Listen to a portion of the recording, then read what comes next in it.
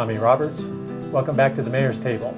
My guests this morning are Flo Trujillo, who is the Youth Services Coordinator at the Farmington Public Library, and David Flores, who is the Teen Coordinator at the library.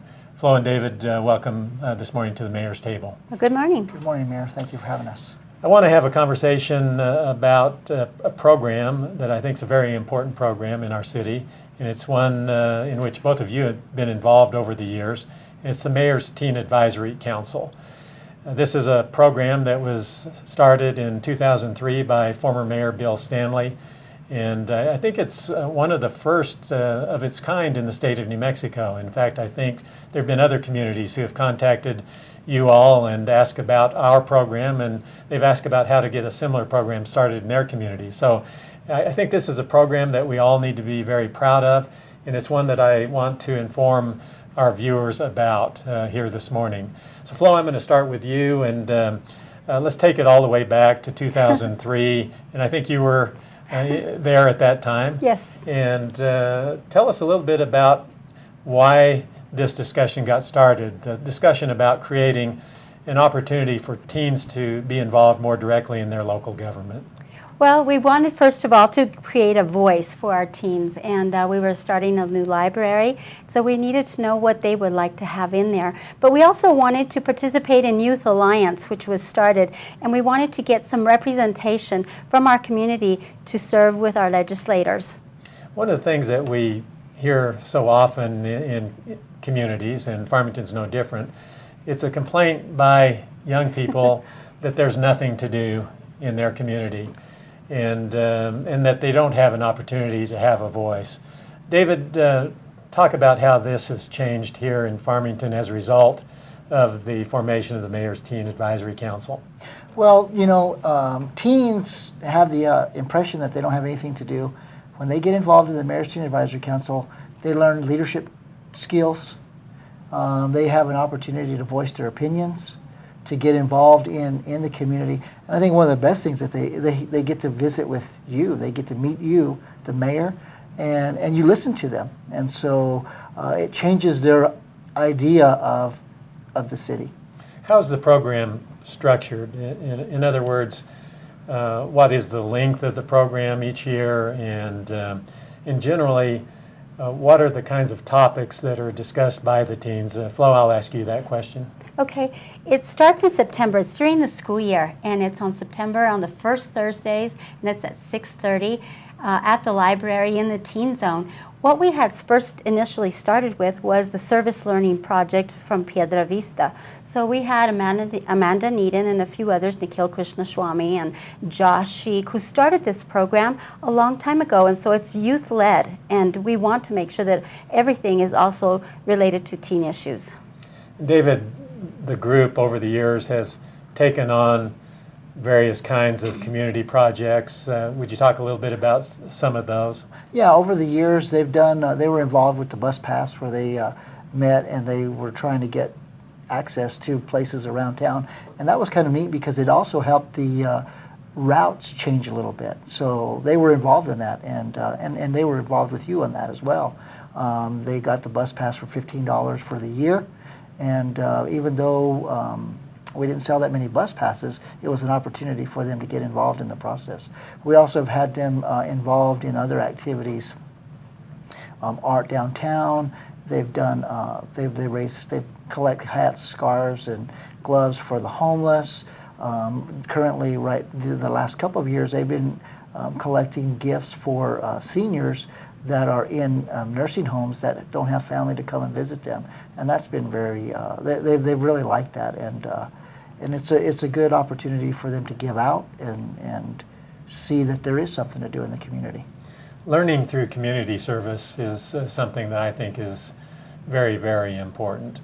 And the earlier that we can get people involved in community service, the better our community will be, in my opinion. I think most people would share that opinion. And so I've, over the years, tried to stress that we give young people an opportunity to learn about how things happen in their community. I think it instills in them the desire to be involved, the desire to be informed, And I think the consequence of that is positive. I think we have kids who are positively engaged rather than negatively engaged. And so I'm very much supportive of the emphasis on community learning. Tell us a little bit about what these kids are doing to become involved in their community. Well, one of the things, well, the very first thing that we had was actually a fundraiser to begin the Mothers Against Drunk Driving chapter in our area. And that was the Ty Wayburn, and it's a fundraiser that we used to start Mothers Against Drunk Driving. The second thing also, something that I'm very proud of, is we have participated in Blue Star as well. Some of the students that do participate in the programs bring the ideas, and they present them at MTAC, is what we call the Mayor's Teen Advisory Council, and they hope to get other teens involved. For instance, the bullying, the anti-bullying campaign is really out there every single year that we're trying to address. And these kids are volunteering, aren't they, David? Yes, yeah, they volunteer. And depending on the project that they're involved in, some may volunteer 20 hours for the school year, some may have more hours than that. So normally they meet once a month, the first Thursday of each month. It's an hour, hour and a half. They get together and they meet with all those teens that are there. And we've also had the mayor from Bloomfield that was there, that you invited. So, and that gives them an opportunity to get involved with different projects. Some of them, like I said, they'll spend 20 hours. Maybe it's if it's a bullying campaign, if it's collecting items for the seniors. So they give that service time. Another thing that's really great is they get an opportunity to present back to the city council, and that's one of the greatest treasures I feel that the Mayor's Teen Advisory Council helps those students with. We've seen those students go on to do great things, and they have that value that they have of being able to speak with you and the council members. It carries them a long way. So, what are the eligibility requirements for membership on the council? Well, what was interesting is it first started with an essay, and the essay used to go to the mayor, and he made the first selections, which was really nice. After that, we started just recruiting from the team that started coming because they wanted to be more involved. So we've seen a lot of them come and go, and some of them usually stay about 3 years with us. And they have to be teens. They have Right. to be 13 to 19, is 13, that correct? 13 to 19, and I believe that not just teens, but everybody votes with their feet.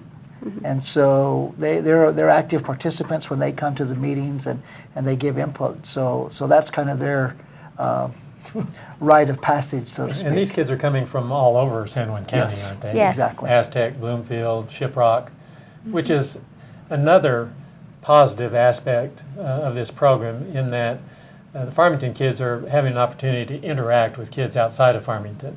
There are different races and ethnicities present in these meetings. It's a great opportunity to learn something about another culture.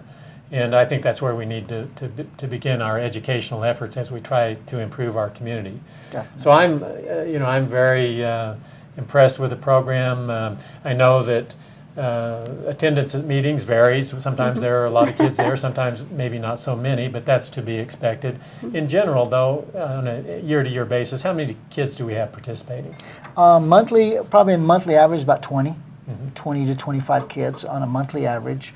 Depending on the topic, sometimes we'll have, as you said, sometimes we had a group from Kirtland, the natural helpers that came, and there was over 100 kids that evening, and they were talking about peer-to-peer mentoring, suicide prevention, and it just depends on the topic that we're talking about that month. So.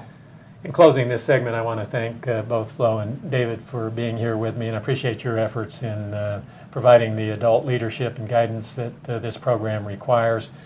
I very much continue to be supportive of the program, and as I talk to these kids occasionally during the year, I encourage them to be coming up with ideas of how they can be of an impact in our community for good. And we hear so much about the negative impacts that our youth create in our community, but here's a very good example of kids who are involved for the right reasons and they're creating good for our community. If you are out there, if you're a teen or if you're the parent or a friend of a teen, I would urge you to let them know about the Mayor's Teen Advisory Council and to encourage them to become involved. They can get information directly from the library, and David and Flo are there and can answer any questions. This will begin in September, and so we look forward to another successful year. I want to thank all of you for being here with us this morning on the Mayor's Table. We'll look forward to seeing you again next Monday.